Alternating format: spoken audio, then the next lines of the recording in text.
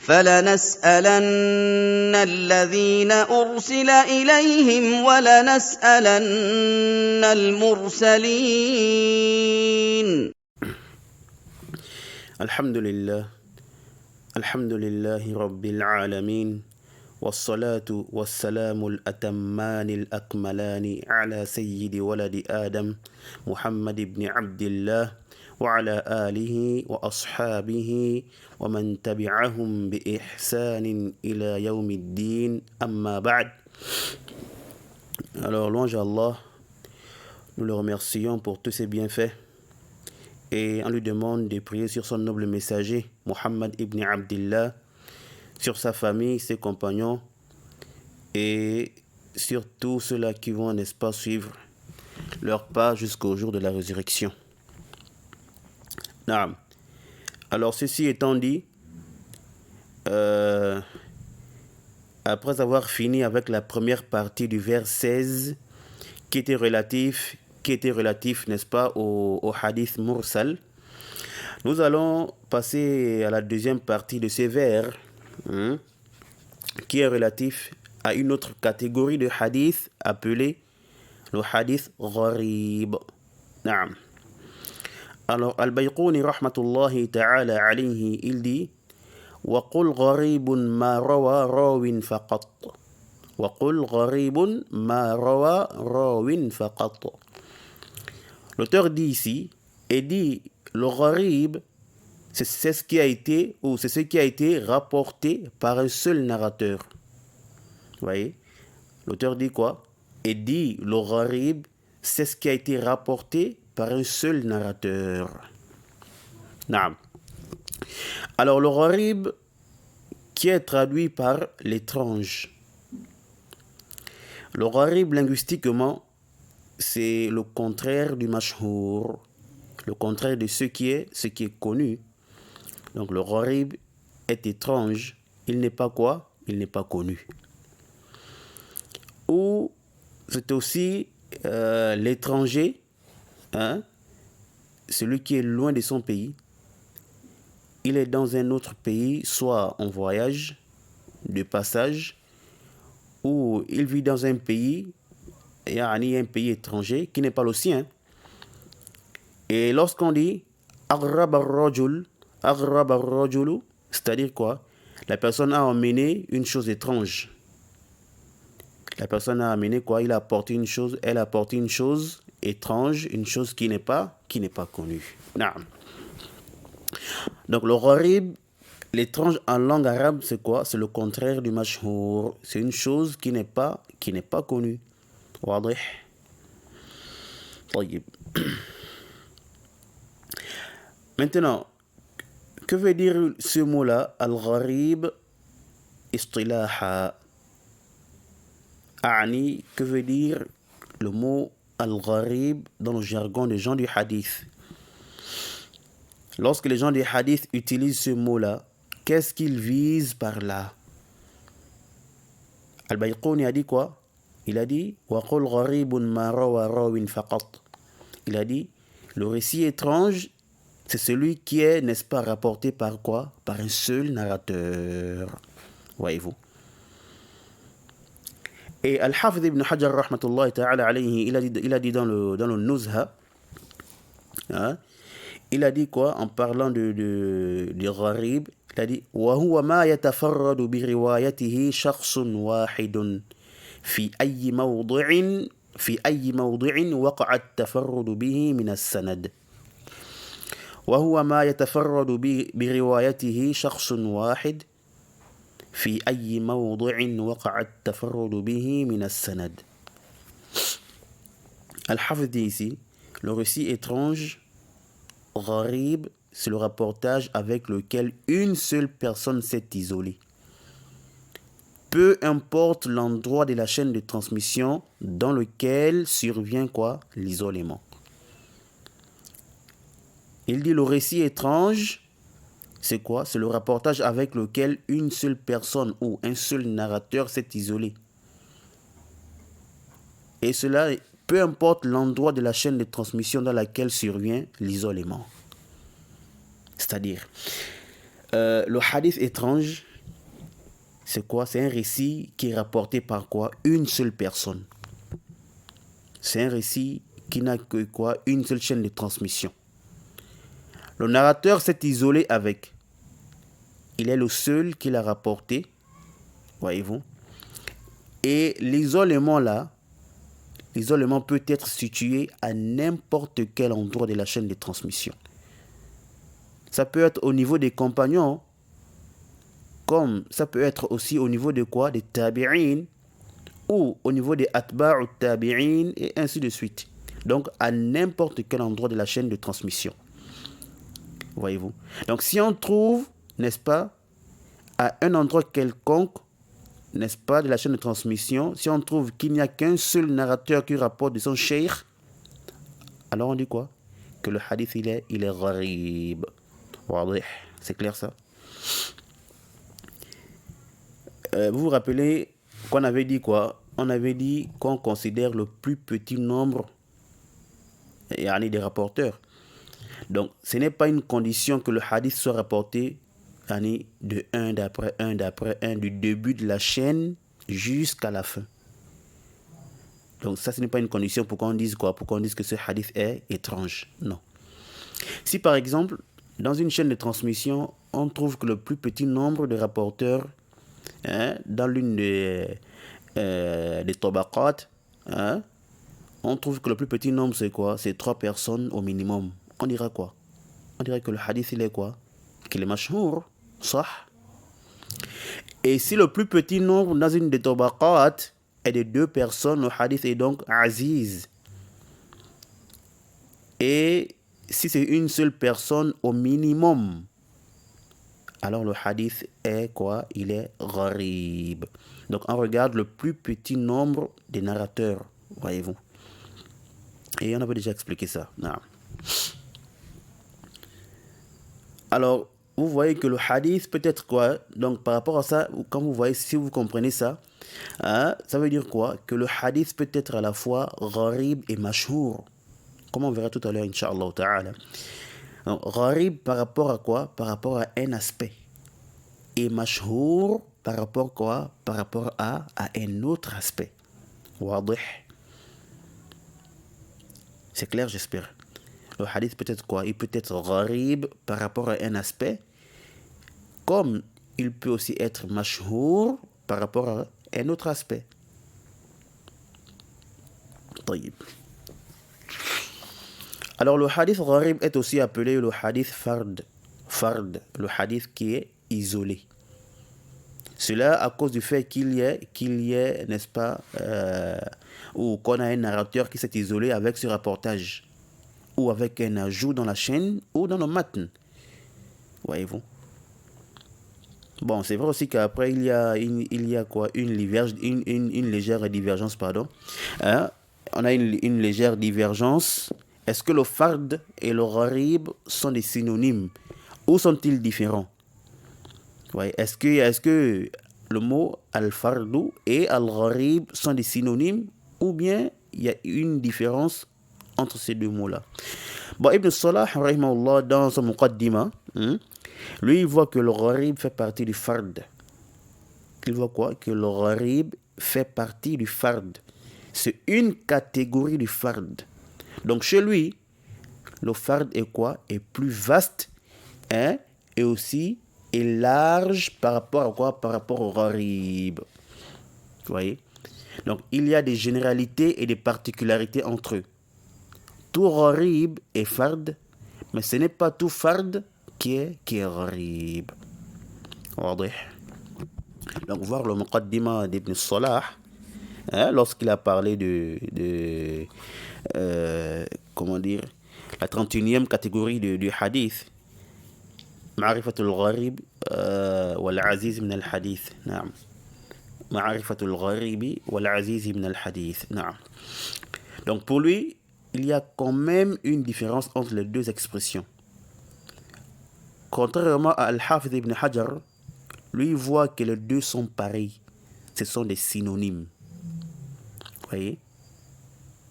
Donc il voit que le fard et le gharib sont des synonymes. Et c'est là, luratan wa istilahan, donc linguistiquement et chez les gens des hadiths. Mais il a dit, sauf que les gens du hadith utilisent plus le mot fard pour désigner le fard al-mutlaq, l'isolement absolu. Et ils utilisent plus le mot gharib pour désigner le fard al-nisbi, donc l'isolement relatif. Non, mais on verra ces catégories-là tout de suite là, bi'idhnillahi ta'ala. Bon, la différence entre le fard et le gharib, ce n'est pas une chose aussi, je dirais, importante que ça. Al-Muhim, on peut dire gharib comme on peut dire fard. Pour parler de quoi? Pour parler du hadith, n'est-ce pas? Pour parler ou pour désigner le hadith gharib. Vous voyez qu'on dise gharib ou fard, il n'y a pas de problème, non. Et également, le hadith gharib est appelé quoi? Hadithun fa'ida. Hein? Le hadith profitable, qui contient un profit de plus. Voyez-vous?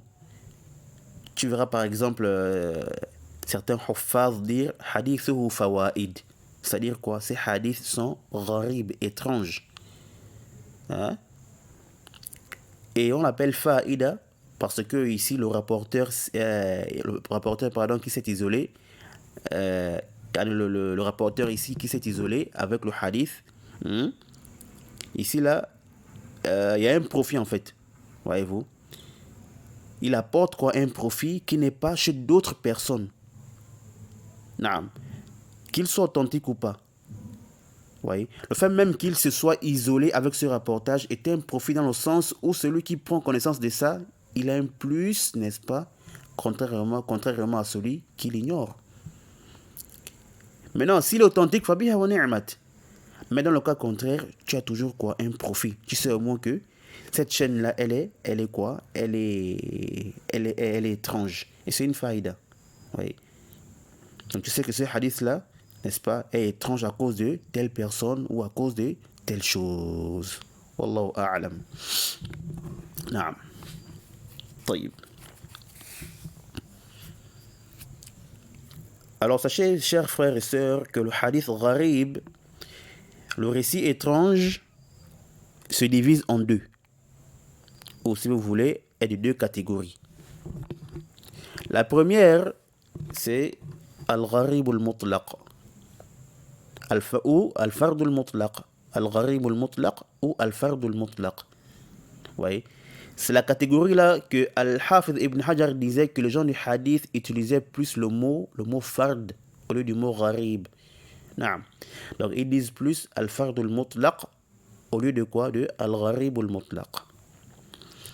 Alors c'est quoi le gharib al-mutlaq ou al-fard al-mutlaq? L'étrangeté ou l'isolement absolu. Hein? Le fard al-mutlaq, c'est le récit qui n'a qu'une seule chaîne de transmission en réalité. Vous voyez? C'est quoi? C'est le récit qui n'a qu'une seule chaîne de transmission en réalité. Celui qui n'a qu'une seule voix en réalité.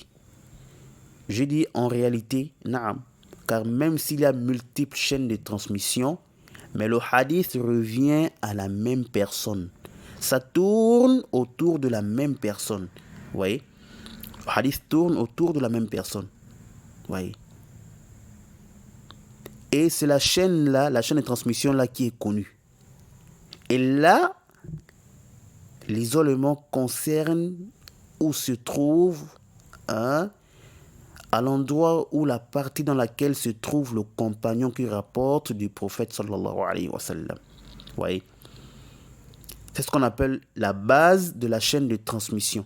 Aslu sanad. Donc ici, l'isolement se retrouve où? Dans le aslu sanad. Ici, là, l'isolement se retrouve, n'est-ce pas, dans la partie où se trouve le compagnon. C'est-à-dire, on sait que tel hadith n'est rapporté que de Aïcha, radiyallahu ta'ala anha, par exemple, d'après le prophète. Vous voyez? Bon, même si on trouve plusieurs chaînes de transmission, mais toutes retournent à qui? À Aïcha. Ou on peut trouver d'autres compagnons autres que Aïcha qui le rapportent du prophète, mais sauf que ces voix-là, ces voix ne sont pas authentiques. Et la seule voix qui est authentique, c'est celle qui mène à qui? À Aïcha. Elle est la seule parmi les compagnons qui rapporte ce hadith du prophète. Vous voyez? Elle s'est isolée parmi les compagnons avec ce récit. Voilà pourquoi on dit quoi? Que l'étrangeté ou l'isolement se trouve dans la base de la chaîne de transmission. Fi asli sanad. Vous voyez? Ça, c'est d'une part. Et d'autre part aussi, le fard mutlaq, l'isolement absolu, c'est aussi quoi? Le gharibun matnan wa sanadan. C'est le récit étrange au niveau de la chaîne de transmission, comme on a vu, mais également, il est aussi étrange au niveau du texte, du contenu du hadith, le matn. Pas étrange dans le sens, mais à cause du fait qu'il n'y a que telle personne ou tel narrateur qui s'est isolé avec le rapportage du hadith, ou de ce matn-là. Donc, si vous voulez, le fard mutlaq, l'étrangeté ou l'isolement absolu, se caractérise par deux choses. Gharibun matnan wa sanadan. L'étrangeté à la fois dans le matn et dans la chaîne de transmission. Deuxièmement, l'étrangeté se situe dans la base de la chaîne de transmission. Il n'y a qu'un seul compagnon qui rapporte ce récit du prophète alayhi salatu wassalam. C'est clair ça? On va élucider cela, n'est-ce pas, par des exemples. Vous voyez? On a par exemple le hadith de An-Nahyu an bay'il wala'i wa an hibatihi. Alors ce hadith-là, il n'y a qu'Abdullah ibn Dinar qui l'a rapporté d'Ibn Omar radiyallahu ta'ala anhuma. Le seul compagnon qui a rapporté ce matn-là, c'est qui? C'est Abdullah ibn Omar. Et le seul qui l'a rapporté d'Ibn Omar, c'est qui? Ibn Dinar. Oui. Ce hadith est connu d'être rapporté de qui? D'être rapporté par Ibn Dinar d'après Ibn Omar. À telle enseigne que l'imam Muslim a dit dans son Sahih, après qu'il ait rapporté ce hadith, il a dit An-nasu kulluhum iyalun ala Abdullah ibn Dinar fi hadha al-hadith. L'imam Muslim a dit quoi? Il a dit dans le hadith numéro 1506, n'est-ce pas? Après qu'il ait rapporté ce hadith, il a dit les gens retournent tous à Abdullah ibn Dinar dans ce hadith. Ça veut dire quoi ça? C'est-à-dire, ce hadith est rapporté de plusieurs personnes. Il a plusieurs chemins, mais tous viennent se rencontrer et retournent à qui? À Abdullah ibn Dinar, d'après Ibn Omar. Voyez-vous? Donc, toutes les chaînes-là retournent au même endroit. Voyez-vous? Voilà pourquoi l'imam Muslim, après qu'il ait dit cette parole-là, il a rassemblé plusieurs chaînes de transmission du même hadith. Ensuite, il a dit quoi? Il a dit « Kullu ha'ula'i an Abdullah ibn Dinar an ibn Omar ». Il a dit tout cela, d'après Abdullah ibn Dinar, d'après Ibn Omar. Oui. Et l'imam al-Tirmidhi, il a également dit, après aussi qu'il ait rapporté ce hadith, le numéro 2126, il a dit هذا حديث حسن صحيح لا نعرفه إلا من حديث عبد الله ابن دينار عن ابن عمر عن النبي صلى الله عليه وسلم ثم قال في آخر كلامه تفرد عبد الله بن دينار بهذا الحديث. At-Tirmidhi a dit quoi? Il dit ceci est un hadith bon, authentique. Nous ne le connaissons que du hadith de Abdullah ibn Dinar, d'après Ibn Omar, d'après le prophète sallallahu alayhi wa sallam. Puis il dit à la fin de sa parole, Abdullah ibn Dinar s'est isolé avec ce hadith. Voyez-vous? L'isolement se situe où ici? Au niveau du Sahabi. Car Ibn Omar est le seul compagnon qui a rapporté ce hadith du prophète. En dehors de lui, aucun autre compagnon ne l'a rapporté du prophète. Voyez-vous? Et dans une des versions, on trouve n'est-ce pas, que d'après Ibn Omar, Ibn Omar a rapporté de son père Omar. Oui. Donc là-bas, c'est Omar qui rapporte le hadith. Mais ça, c'est une erreur. Naam. Comme on dit les gens de hadith, tels que Ibn Hajar. Naam.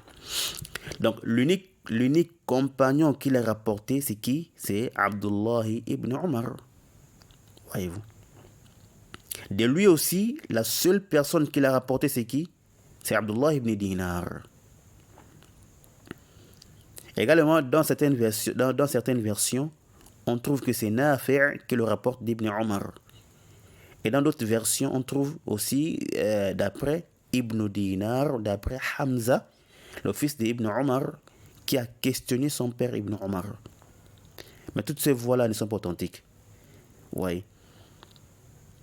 Donc ce hadith n'a qu'une seule chaîne de transmission authentique, qui est celle de qui? De Abdullah ibn Dinar, d'après Ibn Omar. Voyez-vous? C'est clair? C'est la seule voie authentique. Donc ici, l'isolement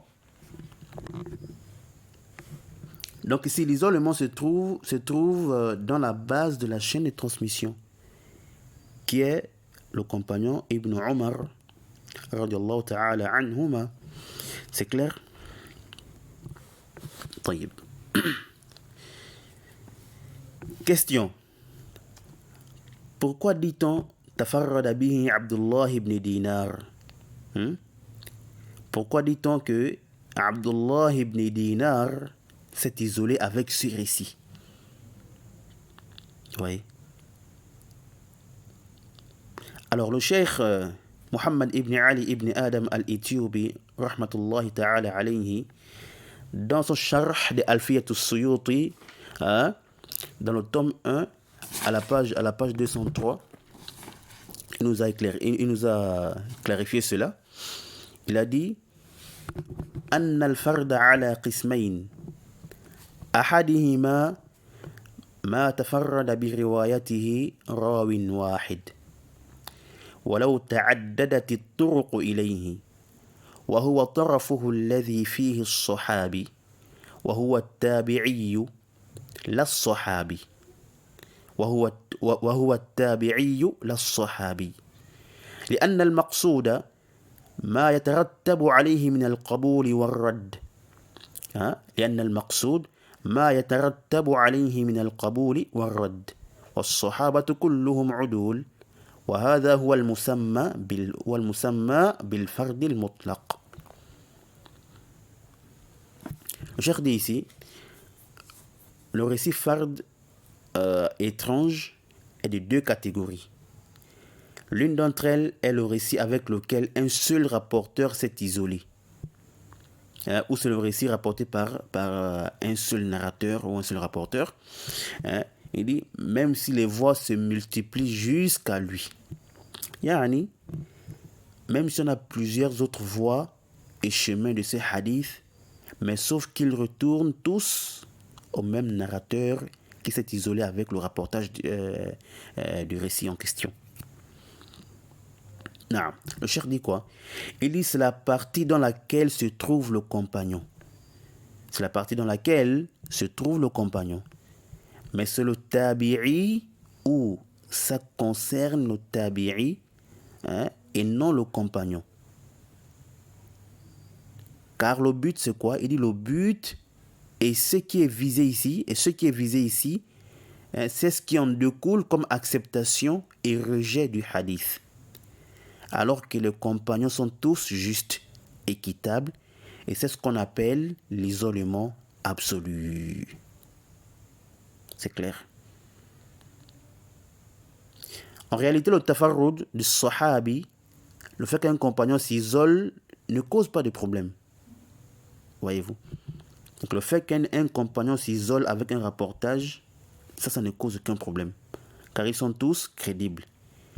Mais le problème, c'est celui qui s'isole en rapportant de lui. Et il rapporte lui seul de ses compagnons.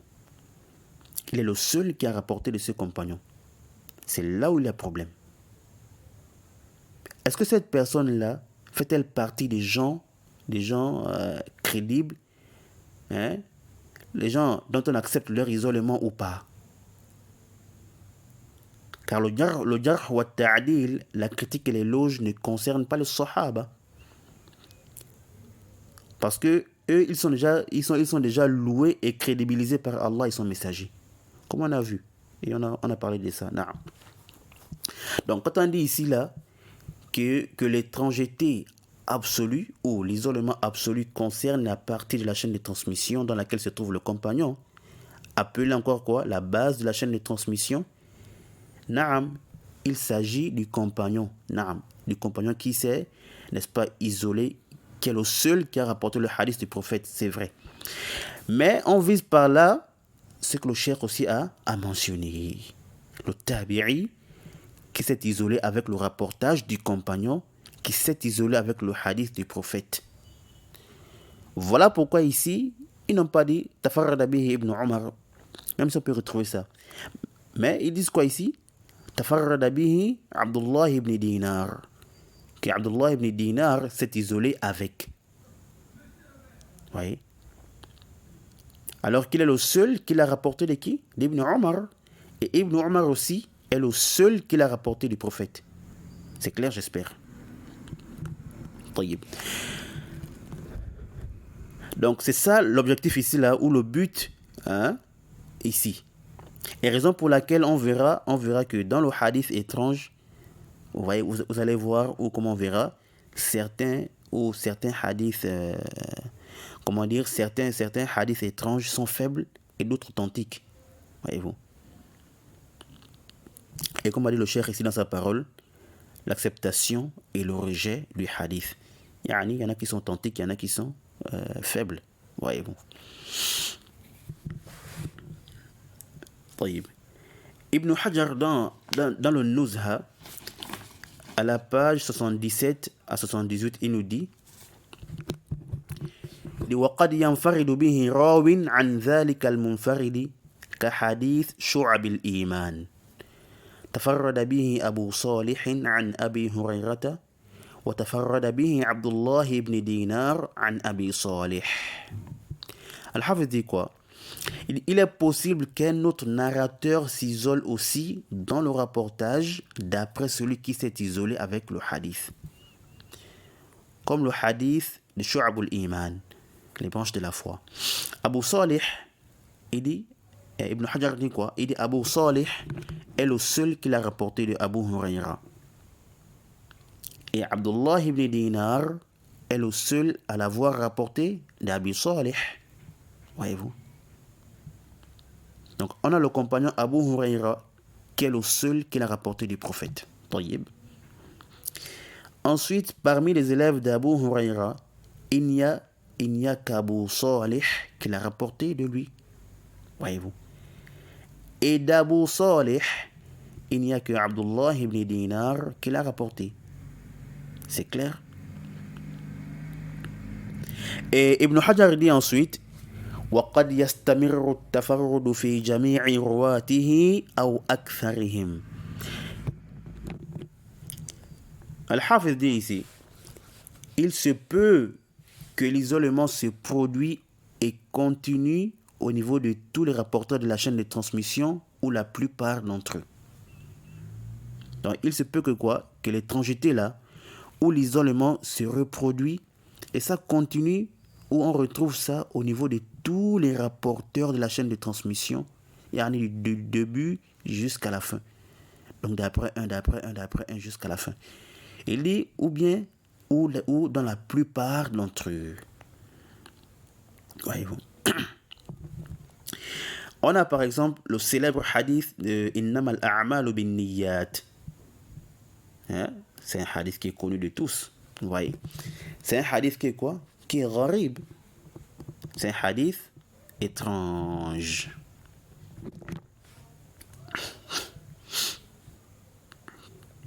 Donc, non seulement qu'il est étrange, mais cela se répète et continue dans la plupart des rapporteurs qui se trouvent dans cette chaîne de transmission.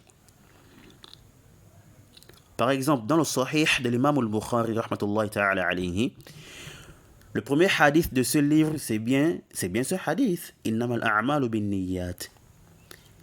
Et l'imam al-Bukhari a répété ce hadith dans son Sahih, je crois, 7 fois.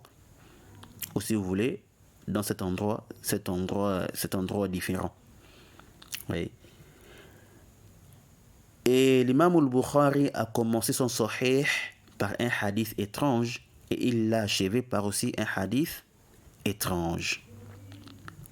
Alors, en revenant à notre hadith, Innamal a'malu binniyat, l'imam al-Bukhari dit dans le hadith numéro 1 de son Sahih, il dit حدثنا الحميدي عبد الله بن الزبير قال حدثنا سفيان قال حدثنا يحيى بن سعيد الأنصاري قال أخبرني محمد بن إبراهيم التيمي أنه سمع علقمة بن وقاص الليثي يقول سمعت عمر بن الخطاب رضي الله عنه على المنبر قال سمعت رسول الله صلى الله عليه وسلم يقول إنما الأعمال بالنيات الحديث.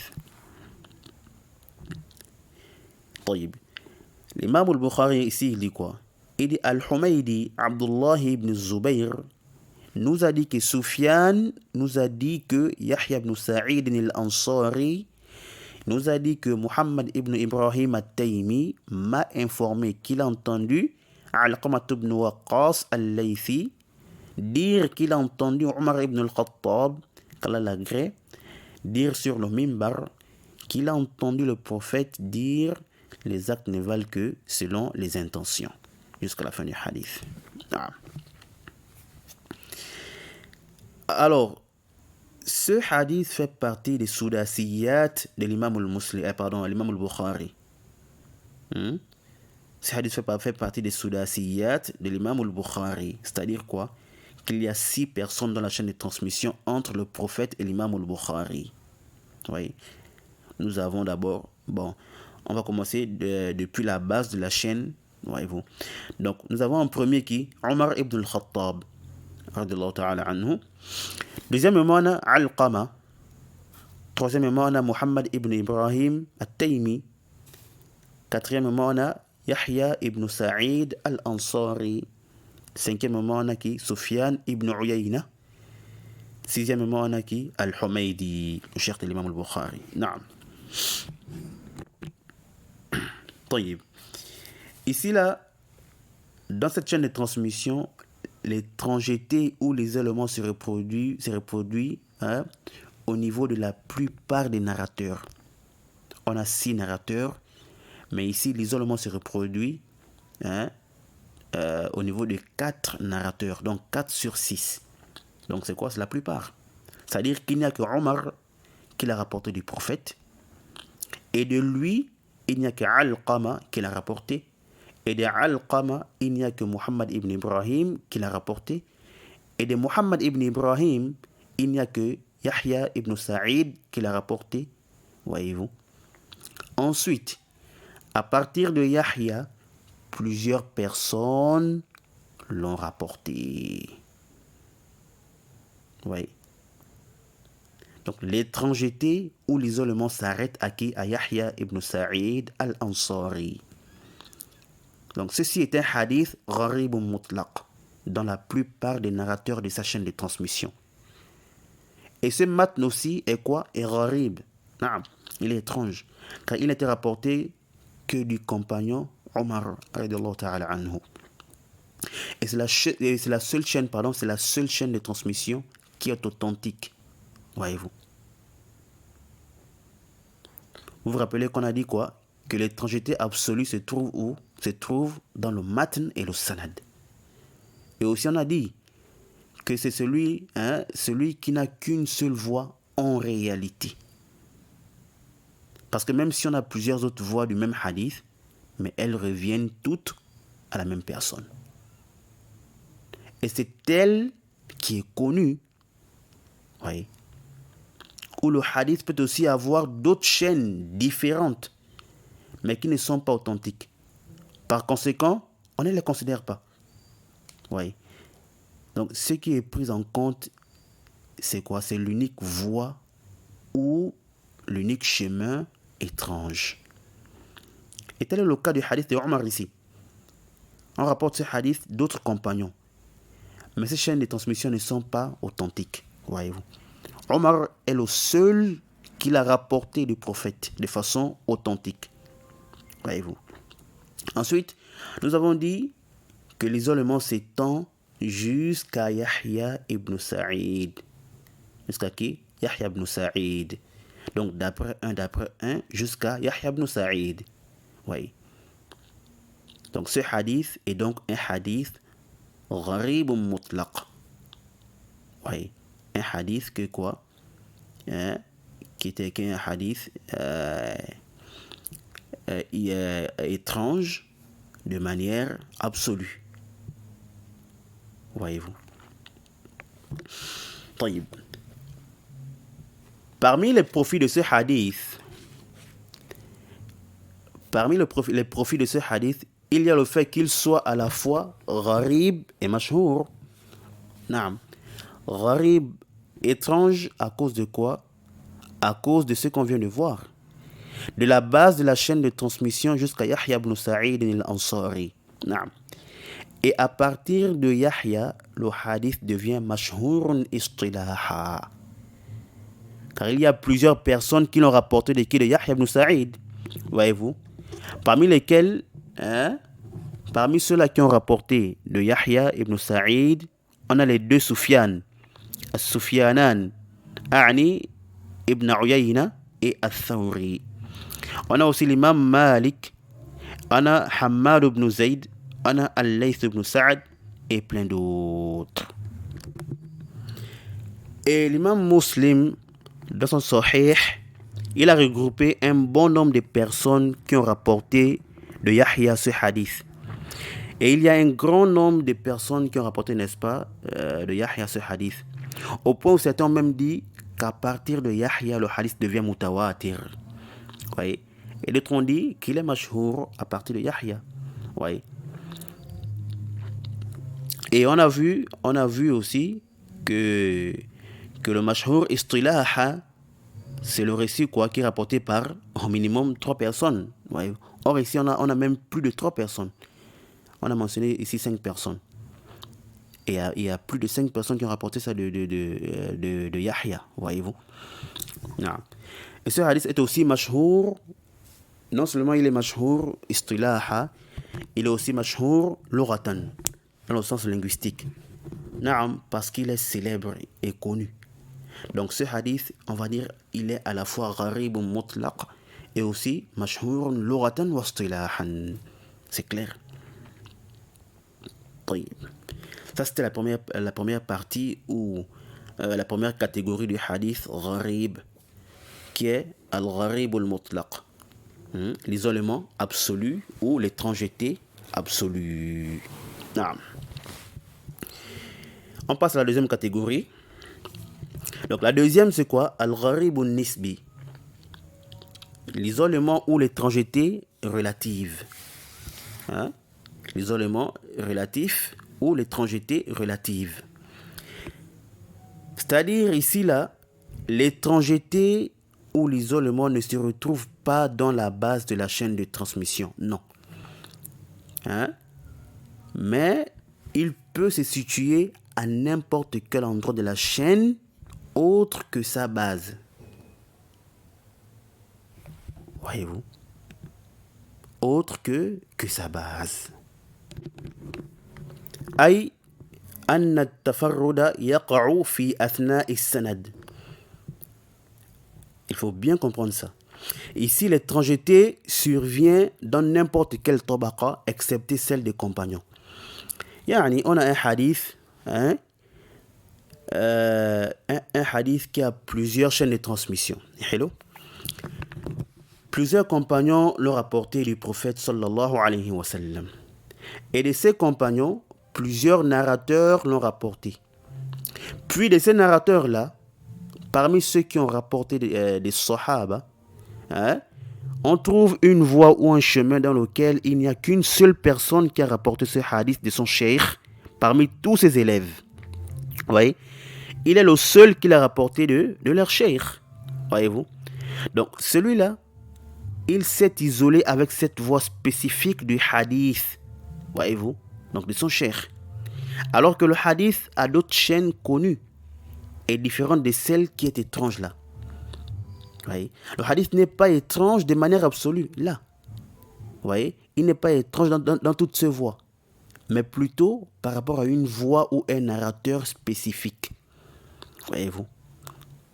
Tu verras parfois, lam yarwi an fulan illa fulan. Qu'aucune personne n'a rapporté ce hadith d'un tel si ce n'est un tel. Alors ça veut dire quoi? Ça veut dire que qu'il y a d'autres personnes qui l'ont rapporté, mais d'autres personnes d'après un autre cheikh autre que celui dans la voie étrange. C'est clair. Donc il n'y a qu'un tel qui a rapporté ce hadith d'un tel. Ou par exemple, on a tel matn dont il est connu d'être rapporté de, par exemple, on va dire 3 compagnons. Abu Huraira, Anas et par exemple Jabir. Voyez-vous? Par plusieurs chaînes de transmission. Ensuite, on trouve une autre chaîne de transmission dans laquelle le narrateur la rapporte d'un autre compagnon autre que ces 3-là. Yani, tout le monde le rapporte de ces 3 compagnons. Et ici, là,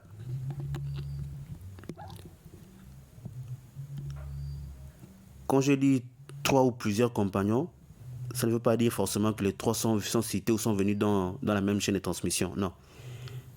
Yani, par exemple, d'après un tel, d'après Abu Huraira et Anas et Jabir. Non. Ça peut être ça. Comme ça peut aussi être, n'est-ce pas, que chacun de ses compagnons soit venu dans des chaînes différentes. Alors, je disais, le hadith a donc plusieurs turuq. Tout le monde le rapporte de ses compagnons. Mais on a un chemin étrange dans lequel un rapporteur le rapporte d'un autre compagnon, par exemple d'Ibn Abbas. Qu'est-ce qu'on va dire ici là? On va dire quoi? Gharib min hadha al-wajh. Voyez-vous? On va dire que le hadith, il est étrange, n'est-ce pas, de cette manière-là. Car aucune personne n'a rapporté ce matn d'Ibn Abbas. Vous voyez? Si ce n'est qui? Si ce n'est qu'un tel. Le hadith est donc étrange relativement à cette voie-là. Voyez-vous? À celui-là qu'il a rapporté d'Ibn Abbas. Voyez-vous? Sinon le matn lui-même, le texte, il est connu. Il n'est pas étrange. Il est connu d'être rapporté de plusieurs autres compagnons. Comme on a dit par exemple Abu Huraira, Anas et Jabir et autres. Voyez-vous? Donc voilà pourquoi l'étrangeté absolue, n'est-ce pas, ne concerne que quoi? Pardon, je disais, l'étrangeté relative ne concerne que la chaîne de transmission et non le matn. Voyez-vous?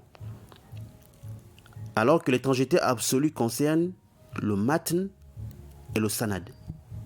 Voyez? Mais l'étrangeté relative ne concerne que la chaîne de transmission et non le matn. Yani gharibun sanadan la matnan. C'est clair? Et Ibn Hajar dans le Nuzha, il a dit Summiya bidhalika likawni at-tafarrud fihi hasala bin nisbati ila shakhsin mu'ayyan. Summiya bidhalik لكون التفرد فيه حصل بالنسبة إلى شخص معين وإن كان الحديث في نفسه مشهورا. Voyez-vous. Il dit quoi?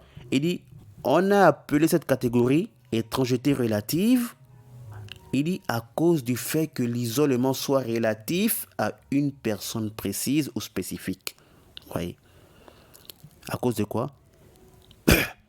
À cause du fait que l'isolement soit relatif à une personne spécifique ou précise. Il dit même si le hadith en lui-même est célèbre et connu. Le mashhour. Ouais. C'est clair? طيب, on a par exemple le hadith très célèbre aussi. أمرت أن أقاتل الناس حتى يشهدوا أن لا إله إلا الله jusqu'à la fin du hadith. Alors, ce hadith a été rapporté par plusieurs personnes, tels que le deux Cheikh Al-Bukhari Muslim, dans leur deux Sahih, Abu Daoud At-Tirmidhi, An-Nasa'i, Ibn Majah, donc les Ashab Kutub Sitta, excusez-moi, donc les auteurs de ces livres qu'on vient de citer là, ainsi que d'autres, tels que l'imam Ahmad et Ad-Darimi et bien d'autres. Non. Alors, tous l'ont rapporté de plusieurs compagnons. Ce hadith a donc plusieurs chaînes de transmission. Mais il y a une chaîne parmi elles qui est étrange. Gharabatan nisbiyya. Gharabatan nisbiyya. Yani, elle est étrange de manière relative, pas de manière absolue. Oui. Et cette voix-là est venue chez l'imam Muslim dans son Sahih. Et la chaîne est la suivante.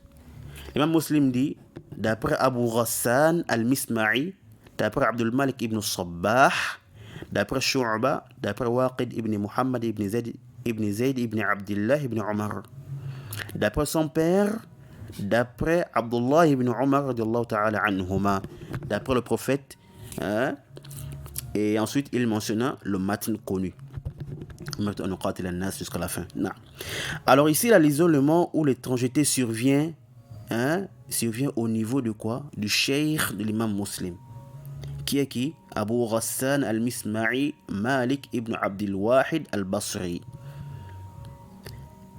Cela parce qu'il est le seul qui a rapporté ce hadith de Abdul Malik ibn Sabbah. Voyez-vous. Donc Abu Ghassan est le seul qui l'a rapporté de Abdul Malik ibn Sabbah. C'est clair? Mais pourtant ce matin-là, il est mashhour, il est très connu. Voyez-vous. Il a plusieurs chaînes de transmission. Voyez-vous. Donc l'étrangeté ou l'isolement ne concerne pas le matn ici. Car le matn, il est mashhour, il est connu. Mais plutôt, l'étrangeté concerne la chaîne de transmission spécifique. Vous voyez, celle-là. Et ce n'est même pas toute la chaîne, mais l'isolement survient à un endroit spécifique de la chaîne.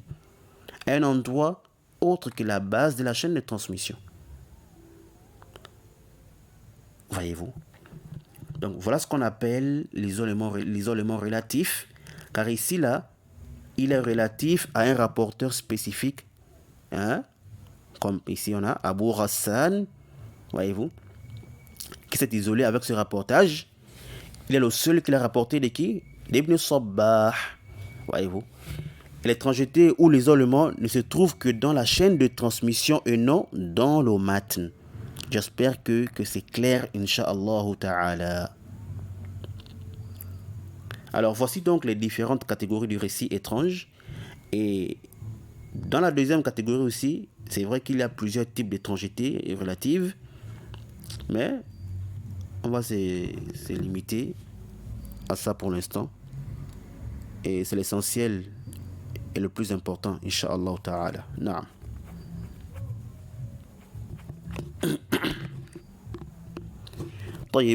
Ensuite, sachez mes chers frères et sœurs que le hadith étrange peut être accepté ou rejeté.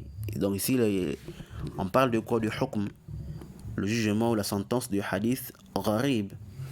Donc il peut être parfois authentique, parfois bon, et parfois faible, et même, pourquoi pas, très faible. Et même mawdou', voyez-vous. Sauf que la plupart des fois, ou généralement, il est faible. voyez-vous. Mais malgré ça, on trouve parmi ce genre de récits ceux qui sont authentiques, voyez-vous. On a vu le récit de Omar ibn al-Khattab, qui est même dans les Sahihain, voyez, de l'imam al-Bukhari et de l'imam Muslim. Et on a vu que l'imam al-Bukhari a commencé son Sahih par un hadith étrange et qu'il a achevé son livre par un hadith étrange. Alors que son livre, c'est quoi? C'est le livre le plus authentique. Hein? Son livre, c'est quoi? C'est le livre le plus sahih, hein, le plus sahih après le livre d'Allah, Jalla wa ala. Oui. Alors, Ibn Salah, rahimahullah, dans son Muqaddima, hein, il dit là-bas, de la page 270 à 271, il dit ثم إن الغريب ينقسم إلى صحيح كالأفراد المخرجة في الصحيح وإلى غير صحيح وذلك هو الغالب على الغرائب. روينا عن أحمد بن حنبل رضي الله عنه أنه قال غير مرة: لا تكتبوا هذه الأحاديث الغرائب فإنها مناكير وعامتها عن الضعفاء. Ibn Salah rahimahullah dit, il dit ensuite le gharib est reparti en une catégorie qui est authentique, tels les récits isolés ou étranges qui sont dans les sahih. Oui. Donc on a des catégories des récits étranges qui sont authentiques. Et l'exemple de ça c'est quoi? Ce sont les hadiths étranges qui sont authentiques, qui sont dans le sahih. Voyez, il dit, et une catégorie qui n'est pas authentique, il dit, et c'est ça la généralité des cas des récits étranges. Voyez, il dit, il nous a été rapporté de l'imam Ahmad ibn Hanbal Kalalagré qu'il a dit plus d'une fois: n'écrivez pas ces récits étranges car ils sont réprouvés et la plupart d'entre eux viennent des narrateurs faibles. Voyez-vous. C'est clair, n'est-ce pas? Et la parole de l'imam Ahmad qu'Ibn Salah a ramené ici, qui montre que les récits dits gharib sont réprouvés et proviennent des faibles. Alors, ici, là, faut pas penser que les gens des hadiths détestaient ou réprouvaient, qu'ils détestaient ou qu'ils réprouvaient les récits étranges et ne les considéraient pas de manière absolue. Et d'ailleurs, on rapporte plusieurs propos des gens des hadiths qui montrent clairement qu'ils n'aimaient pas les récits étranges ou qu'ils les détestaient. Non. Donc, ici, là, il ne faut pas comprendre ça au premier degré, comme on dit. Oui, mais il les réprouvait parce que la plupart, sinon, le cas général de ces récits étranges-là, c'est quoi? Et qu'ils proviennent des narrateurs faibles. Voyez, qui rapportent des choses étranges, voyez, dans la chaîne ou dans le matn, voyez. Donc c'est ça la cause.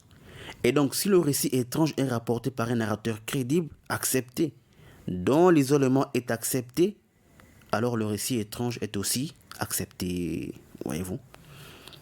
Et on a même vu certains récits étranges qui sont au plus haut degré d'authenticité. Et là, comme ceux qui sont venus dans le Sahih, hein, dans le Sahih de l'imam al-Bukhari. Le hadith qu'on a vu, innamal a'malu binniyat, voyez-vous. Non. Donc c'est basé seulement sur le fait que le hadith soit gharib pour dire qu'il est faible est une erreur. Voyez. Non. Il faut toujours, n'est-ce pas, prendre ce hadith gharib en compte. Il faut toujours le prendre et l'étudier pour trouver quoi? Le jugement qui lui correspond. C'est clair ça. Alors, on va clore ce chapitre-là rapidement en vous donnant quelques références, quelques livres dans lesquels on trouve beaucoup de hadiths gharib. On a Al-Afrad de l'imam al-Daraqutni, On a aussi les deux Mu'jam al-Saghir et Al-Awsat de At-Tabarani. Et ces trois livres-là sont ceux qui regroupent le plus des récits étranges. Voyez-vous, Wallahu a'lam. On a aussi le Jami' ou sinon le Sunan de l'imam al-Tirmidhi, qui a aussi une grande inaya des récits étranges. Voyez-vous. On a également Al-Afrad d'Ibn Shahin, Ibn Shahin. On a aussi le Musnad d'Al-Bazzar et d'autres livres. Non. On a fini, bihamdillah ta'ala, avec cette deuxième partie du vers 16, hein, le récit étrange. Alors on va passer au vers suivant dans le cours prochain, Inch'Allah ta'ala, qu'Allah nous le facilite. Non. Et avant de terminer, je m'excuse d'abord. Vous avez certainement remarqué qu'il y a beaucoup de bruit dans l'audio, peut-être des musiques ou autres. Bon, c'est comme ça le pays des coffres, malheureusement. Wallahu al-musta'an. Naam. Wa subhanakallahumma wa bihamdika ashhadu an la ilaha illa anta astaghfiruka wa atubu ilayk.